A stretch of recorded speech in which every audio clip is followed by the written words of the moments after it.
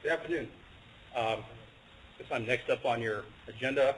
I'm David Felix with the Executive Director of the Regional Wireless Cooperative. I wanted to segue these photos off of Mike into my presentation. The one thing about it was very sophisticated. Disregard that big vehicle. On the right, you see what we call a communication tower that Mike set up with an antenna. On the next slide, you'll note that it was securely fastened as per all the rules and regulations that you have to have with duct tape up onto that beam. I was asking our IT director over Radio Communication Services why we couldn't replicate this on mountaintops. $50, Home Depot, and he thought that might not meet standards. I told Mike I thought this was pretty sophisticated. He said it was more like Duck Dynasty probably than that. I was up there that weekend. I couldn't resist taking these photos. Go ahead, next photo. The next one just is his comm center. You know that we talk about sophisticated comm centers, most of them laptops. Next photo. You know, Mike hard at work. You know, he was alone. Not a lot of empty chairs there. Next one, he had when he got up on top of this tower, he was admonished because he's not tower trained to climb a tower and do maintenance on it. So you don't see it, but in the next photo, we had 4 firefighters, one holding each leg down there while he removed this antenna as he moved on. Next photo. And then he had a very sophisticated mounting system for his satellite antenna to communicate into California and all that, along with the crime scene tape that kept everybody from tripping over wires and things like that. So it's kind of funny, but it's not. Go ahead with the presentation. That in fact, you know, it's very fortunate that he's trained and he has the kind of resources available to be able to do what they did up there. But at the same time, that we don't have a system whereby programmed radios can immediately go to common talk channels and be able to communicate in an instant like that. And although it doesn't happen very often, it happens in small ways every single day for most of our agencies. So what we had, we hosted was an Arizona Public Safety Commission's advisory, or Communications Advisory Commission. What am I reading here? Arizona Public Safety Communications System Administrators Forum. We thought we would get together in this initial meeting the members or the administrators of the large multi-agency regional systems around the state. We held it on June 25th. I was going to try to present in Flagstaff. You had a big agenda then, so we weren't able to be there. But it brought together, I believe it was 8 major systems that were going to discuss some very basic issues where we had never done this before. We have casual conversations with each other on these regional systems, but as far as any kind of a formal setting for that, we've never done that. These are the ones that we invited to this initial session. Department of Public Safety with Kevin Rogers, and they almost all brought technical staff with them that were in attendance. Some of those folks are in here today. Maricopa County Wireless System with Tom Crosby, who is one of their deputy CIOs. Northern Arizona Regional Communications System, NAU Chief G.T. Bowler was there along with his staff. He came from Mesa PD originally, and he is very familiar with this whole issue of radio communications interoperability. Chief Doug Mummert from Phoenix Fire. Fire has one of the largest systems, the VHF system that they use across the valley for fireground communication. Captain Paul Wilson, I understand he's since been promoted with the Pima County Wireless Integrated Network. I was there for the RWC. Topaz Regional Wireless Cooperative was Dale Shaw, and then Yuma Communication System was Greg Wilkinson. So we met to just have a discussion to first of all understand some of the issues, the basic issues of each system. What do they look like technically? How are you operating those? Some things that might be unique about those. But for the most part, these systems are all P25 digital trunk systems. So they all meet the same standard, and we could interoperate off of every one of those. So the baseline function of each of them was pretty simple. No news there. But then we also wanted, along with that, and that took up most of the time, we had a working lunch, and we then talked about sharing opportunities, talked about economies of scale that we might be able to enjoy. We wanted to talk, if there was time, to talk about the National Public Safety Broadband Network and what the implications are for those for public safety radio systems here in the state. And then we wanted to discuss the role of the Arizona Public Safety Communications Commission and really how do they interact with and what role they play with these regional systems. And the last two, we really didn't get much time to spend at all on those, but we are now going to include those on our next meeting, which I'll share with you here in a minute. So this is really all I wanted to share with you today, is that forum bringing together probably just over 20 folks, both the system administrators and technical people, We shared the system briefings, which provided the understanding of the governance structure of each one of those. I don't think we had anything really unusual out of those that were any kind of serious challenges. I know myself and Bill Phillips have come down a couple of times to talk to Paul Wilson and the team that put together PC Wins here. I think they had a few unresolved governance issues, which I think helped to clarify how we've done that at the RWC and the TRWC level. The system briefings, which just was, as I mentioned, the technical structure of those 8 major regional systems, how they operate, those kind of things. Major project in progress to share. For example, the RWC right now is undergoing a $25 million complete infrastructure upgrade. We are moving to all 700 megahertz and making the whole system TDMA or narrowband capable in the event that we have to face the 2017 FCC mandate to narrowband 700 megahertz. We don't think we're going to need to do that, but that was one of the issues that we're dealing with, and any of those kind of projects that are underway. Significant governance or technical challenges, as I mentioned. Discussion surfaced regarding several infrastructure sharing opportunities, and this is really where we're looking at cost savings. Is that once we understood what we're all doing and what locations we're setting up towers or we're doing anything like that, we then have the opportunity to say maybe we can share in that. And out of that meeting, right there in the meeting, is Northern Arizona Regional System expressed a need to expand to the west of Flagstaff. And Kevin Rogers, right there says, I guess we need to talk because we may be able to provide you some access to a tower or something that may do that. Similarly, we had the partnership with Maricopa County. They are completely upgrading their entire system across that county, so there's going to be multiple opportunities to share tower sites or those kind of things because they're going to be touching the entire county and they're going to be looking at upgrading lots of sites. One of those is Paradise Valley. Paradise Valley is one of our newest members. They have a site that's going to be all new. Maricopa County needed access to that same location. So as a result of this meeting and that conversation, we cut the price in half for both Paradise Valley and Maricopa County in the development of that site. And we hope to continue to have those kinds of conversations. We identified the critical need for modernizing the state public safety communication system. Mike already touched on that we see that site or that system as being the ability not only to provide operable communications for the state users, which they desperately need, but then on top of that is it provides the means for us to move anywhere in the state and have a standard-based system that we could interoperate with. I asked one of the fire folks in the fire union, I said, what is in it for your local fire departments out there in the hinterlands? He said most of those radio systems are old. They need modernization. It provides at least the opportunity with adding the sufficient capacity to be able to operate off of that network and be able to move away from some of the older systems they have. So that in the original plan for this, some of you around when the Project Crystal concept was around, that was the whole idea of providing that structure statewide that local agencies could participate on. We talked a little bit about first steps to support the state's public safety communication system through a coordinated outreach and education process. I probably have had a dozen conversations with various stakeholders, and they're asking questions about what is the RWC doing, what is the TRWC doing, and how do we replicate that statewide. Again, we didn't really discuss the role of the PSCC, but at our next meeting, which is scheduled now for December 9th, I've invited Justin and the staff to come in and brief us on, update everybody on what the role of the PSCC is and what its role is in helping to advocate on behalf of a statewide system. The other is we'd like an update on the National Public Safety Broadband Network. That's going to impact those regional systems through infrastructure into the future and that kind of thing. So we would like to hear what the latest is on that. And then again, we all recognize the value of that meeting. It was about 4 hours, but we should meet at least biannually to continue to share information and look for updates on progress and ability to save costs. So really, that's all I really had. I think out of that meeting, we got everything we wanted out of it. Now, as we move forward, in the next meeting that we have, one is we're going to be looking at updates for each of the systems.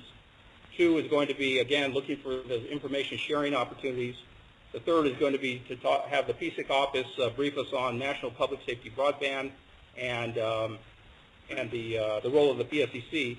And then the last thing is I was looking for another topic, Justin. I think it'd be nice to share what's going on with the RW and the TRWC. We've been engaged in almost a month of discussions with them to look at reintegrating a unified governance and also a integrated system valley-wide. Where today we have two systems that are identical, sitting side by side. We are probably going to be looking over the course of the next year, writing a new agreement to be able to unify those two systems under one. So I think that's the other topic we will probably will be timely for that period of time. So having said that, I'd be happy to answer any questions, but I want an opportunity to share that with you. Uh-oh, you're going to get back at me. Most of this administrative would be open to interconnection of those systems. I mean, long ago we talked about a systems approach to the statewide system of interconnection for our regional system. Would they be open to those kinds of things or discuss those at all? We have, and I think they are looking for those kind of sharing opportunities. And I'll just give you the one example real quick. I know in the discussions with TRWC, it seems like the only way you can connect those systems is through membership, and I'd like to have some kind of an option that would be some form of membership where there could be reciprocal use of systems at no cost versus the only way you can join is to join the system, pay all the fees, and then pay a per radio cost. So I think I heard from everyone the willingness to open those systems up in whatever way we can to share that infrastructure. I'd be curious if the commission kind of what your guys' thoughts. We had some questions from the legislature 6 months back, and we're looking to kind of like give them an update. And a lot of the questions came through, I thought the way the strategic outlook was to create a statewide system. And, there's the statewide system, but there's also, as Mike pointed out, there's the training aspect, there's the plumbing aspect, there's how you program radio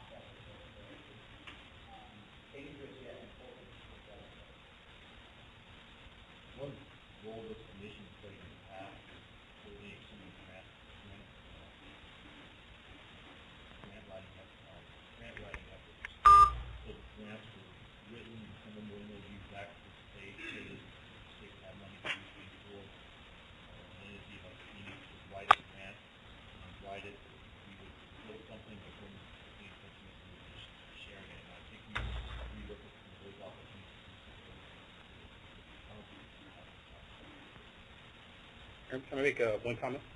I think from our perspective, it's not the idea that the PSCC would be driving this in terms of developing the project plan and all that. You have state agencies, and I call them the big three. You have DPS, ADOT, and Corrections who have critical public safety needs for a radio system, and that it would be on the state to build that out for their own agencies. But we would be working with them. It seems crazy to me that, like in the Phoenix metro area, we have this very dense coverage and this large footprint, that we would have the state overbuild and the county overbuild, when in fact maybe we can share infrastructure in some fashion that will take care of those needs, help support that, and drive the cost down for the state system. So I don't think it's the idea that the commission would take this on. I would see the commission as being an advocacy group, the stakeholder statewide of supporting the state's need for that radio system. That's more along the lines, I think, when we're talking about it, is how do we support that? No different than the local systems, just educating and be there to support it, because there is something in it for the local system. So when we're working on grants or programs, a lot of times we're constantly trying to compare them to other states, right? And each state is very unique. Rhode Island is completely different than Texas, right? So are there other states out there that are further ahead than Arizona? Are you guys aware of what are good models of look at?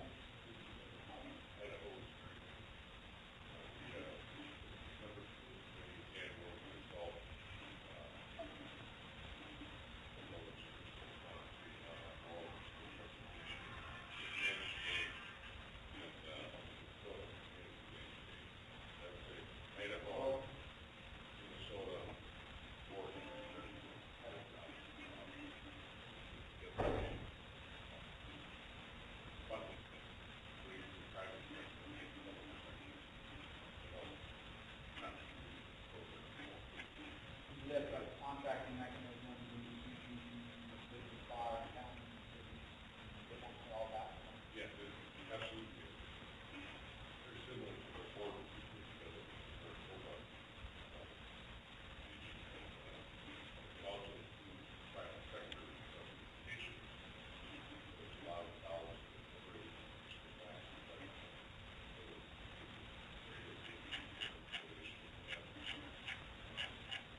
I would say those two cities need to wake up on. Western Kansas City. In addition, Mr. Chairman, Arkansas covered their content. Every county has fire.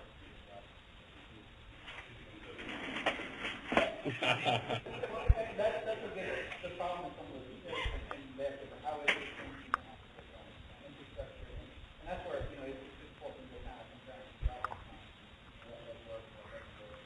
That's why I was kind of Texas and Rhode Island were kind of polar opposites of the problem.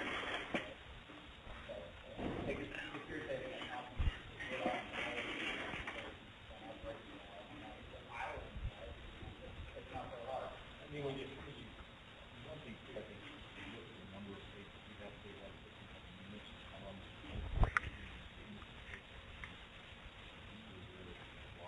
Yep.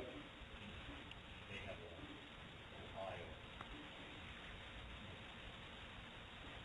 If I run down the line, we're probably not very much there at all. So Mike, back to your point on the grant, and Gil, I'm going to direct it to you and Jackson project. The federal government kind of goes through kind of peaks and valleys and it seems to me that some of the some of that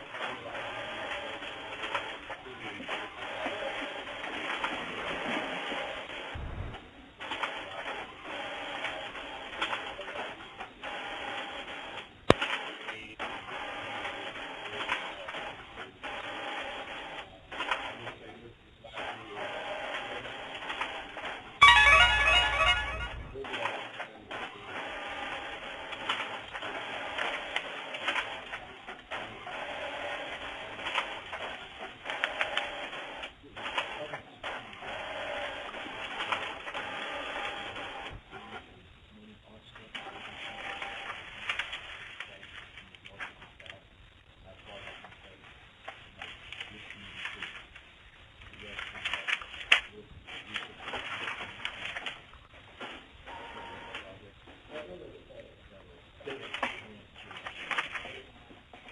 the reallocation, I would say that's true, however, it's not significant. The amount that we're talking about in reality these are massive projects that require a lot of funding. I wouldn't throw all our eggs in that basket. I'll tell that right now. And that is true, Mike. And shovel-ready stuff, a lot of it is difficult to be really shovel-ready because depending on what the project is, it puts in EHP requirements and so forth. For a year at least to pass and stuff. I'm not trying to promote that great, but that's the way out there. And I want to make sure that,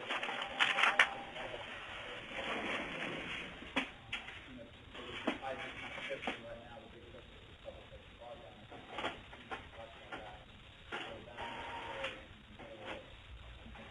that, how can we leverage it, how can we leverage the system that we have, and potentially, take a bang for the buck out of that.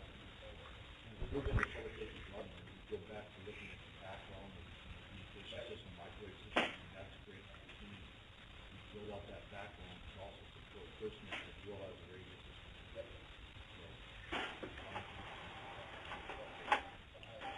I think that's the biggest opportunity.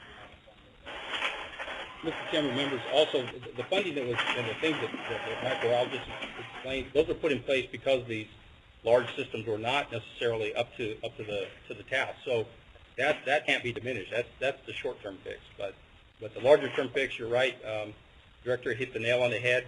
There's a lot of money. It is not going to come from this commission, and I don't see it taken away from the grants you have because they're too small. They're intended to be other things. It is going to take a large investment over a long period of time to build out a state system that would be compatible and used by the regional systems as these resources move around the state. So Another question back to the commission. So, not to beat them out themes, but I mean, this is what we do. We eat, breathe, live this. But how much of a priority? You've got day-to-day work, you've got day-to-day operations. And a lot of times, I tell this to constituents in a lot of our projects all the time. They hear it from me all the time. It's the problem, the problem, the problem, the problem. But I really need to understand from your guys' perspective, what is this, what's the priority, what's coming up in the operations, what's something that you would like to think about, and I mean, what's the magnitude and scope and impact and where I think it changes depending on what's going on at the time. I mean, we'll have a Super Bowl coming up pretty soon. That's going to be, that'll be a time where we do something like that. Yep. Or, Darnell, or flooding issues. It matters on game day. Yep. The reality is, financial impact is just like the only work is very hard. We're trying to come up with blueprints.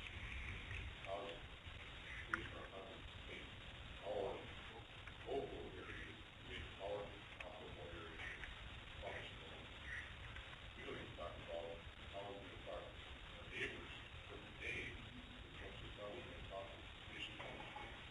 So, safeguarding doesn't lay down.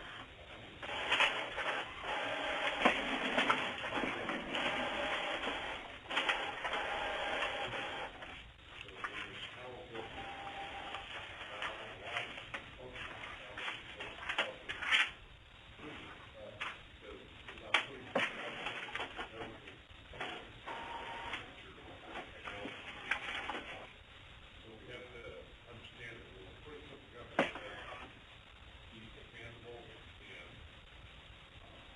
available to roll with whatever system that it takes 20 years down the road. My crystal ball is cracked. I have never given to look 20 years down the road. Our pretty good guess is going to be the new radios we're buying right now. Because a pretty good guess that we're spending $94 or $117 million on the radio system. We're not going to be buying a new system for 20 years.